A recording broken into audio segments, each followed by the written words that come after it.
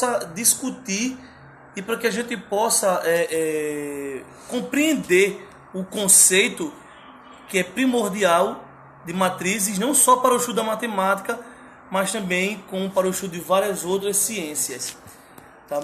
Então, matrizes nada mais são do que números que são tabulados, são dispostos em uma tabela organizada em linhas e colunas.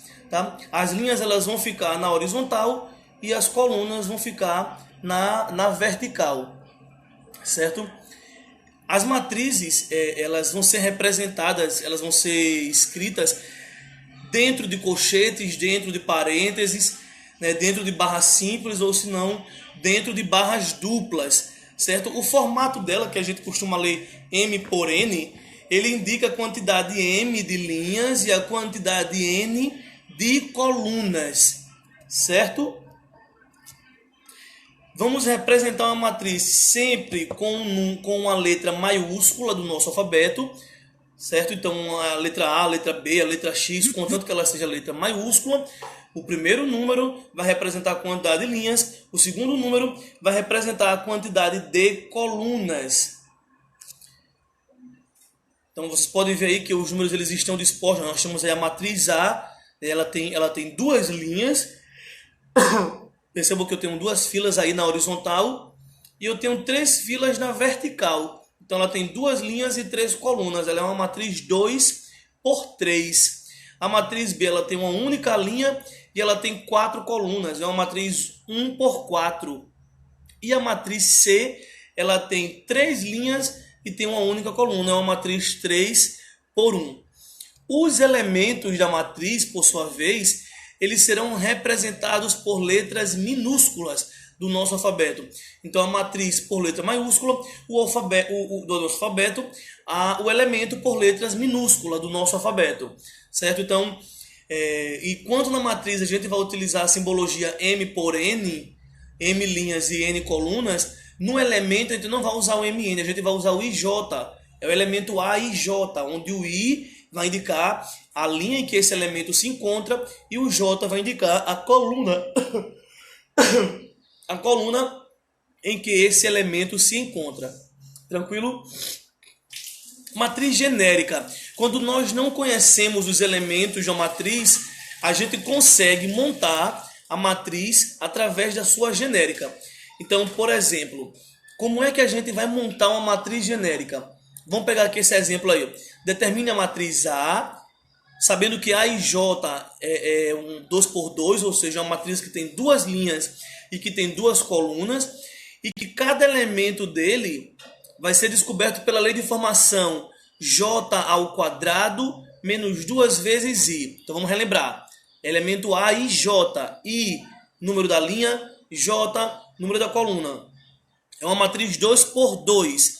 Então ela vai ter duas linhas e duas colunas, duas fileiras na horizontal e duas fileiras na vertical. Então nós temos aí o elemento A11, deixa eu riscar para vocês acompanharem. Ó, eu tenho aqui o elemento A11, eu tenho aqui o elemento A12. Por que A1 e A12? A11 ele está na primeira linha e na primeira coluna. A12 está na primeira linha e na segunda coluna. Percebam que os elementos de baixo eles já estão na segunda linha. É o A21, segunda linha e primeira coluna, e o A22, segunda linha e segunda coluna. Tranquilo? Então isso é a nossa matriz genérica. Daí eu vou aplicar a fórmula, onde ele diz que eu vou pegar o J, que representa o número da coluna, e elevar ao quadrado, e subtrair pelo dobro de I, pelo dobro da linha. Olha o que acontece aí com esses elementos. O A11, então eu vou ter 1 ao quadrado menos 2 vezes 1. O A12, eu vou ter 2 ao quadrado menos 2 vezes 1. Então percebam que eu vou pegar cada elemento daquele que foi construído e vou aplicar a fórmula que a questão me forneceu. E aí eu vou encontrando cada elemento da minha matriz. Então a minha matriz A, 2 por 2, ela vai ser composta pelos elementos menos 1, 2, menos 3 e 0. Tranquilo até aí? Tipos de matrizes. As matrizes vão ser classificadas em dois grupos. As matrizes que são quadradas e as matrizes que são retangulares.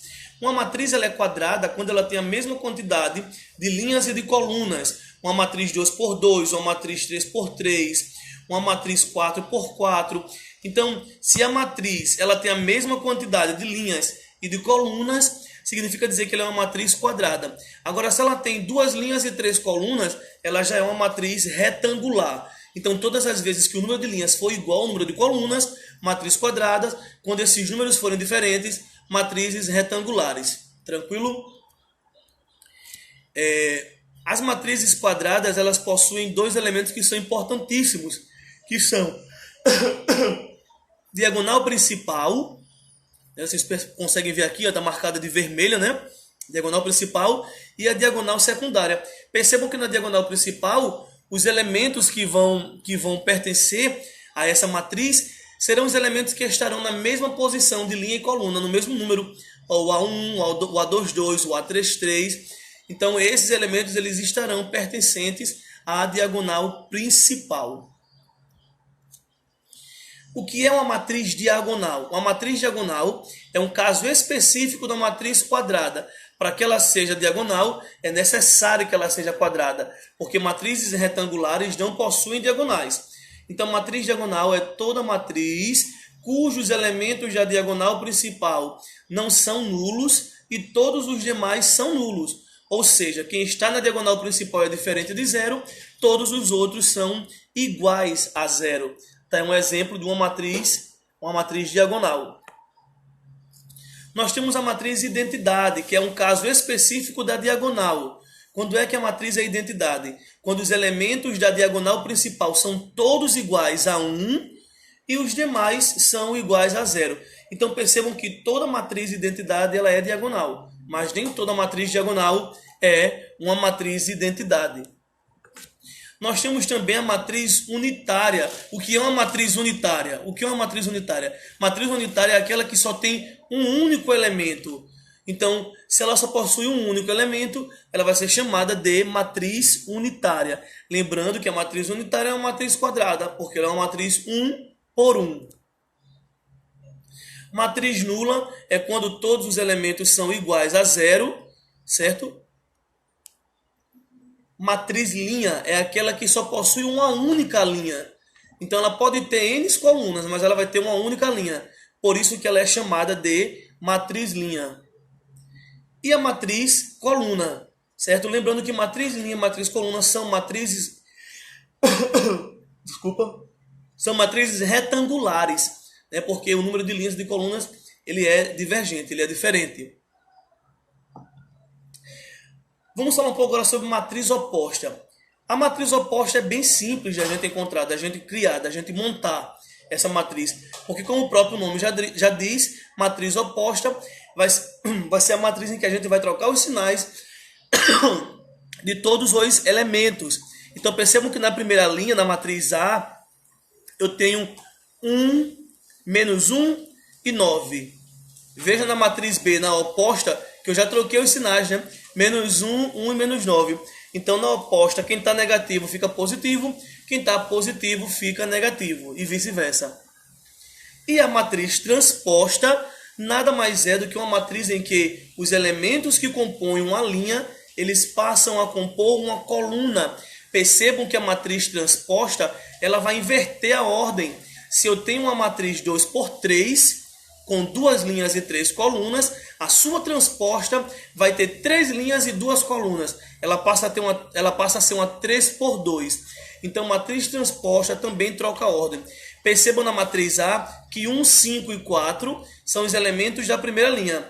Na matriz A elevado a T, que indica a transposta de A, 1, 5 e 4, eles não estão na primeira linha, eles estão na primeira coluna. Então, o que era linha, agora se transforma em coluna. Eu espero que vocês tenham entendido, certo? Caso vocês necessitem, voltem esse vídeo várias vezes, revejam, dá uma olhadinha no material didático de vocês, respondam as questões, certo? E em breve nós estaremos juntos de novo. Beijos e vamos manter o nosso foco.